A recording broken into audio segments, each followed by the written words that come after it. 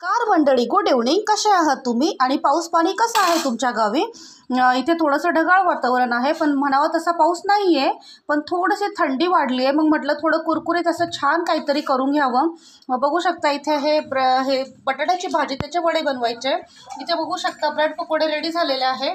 इथे छान असं हे बॅटर तयार केलं, त्याच्यामध्ये मेथी ॲड केलेली थोडं डिफरंट आणि छान वाटावं यासाठी. इथे ब्रेड पकोडे रेडी केले, अजून थोडे रेडी होणार आहे ते सॉस. आणि हे बघू शकता बटाट्याचा असा वडा केला आहे मस्त छान कुरकुरीत.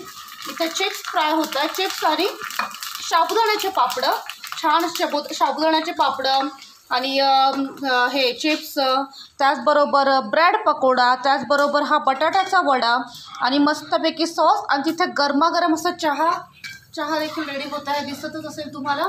असा छान आम्ही आस्वाद घेणार आहे, कारण थोडं थंड वातावरणामध्ये हे सगळं खावंसं वाटतं आणि मुलांना प्रचंड आवडतं. व मुलांच्या इच्छेखातर आम्ही हे बनवतो आणि खातो.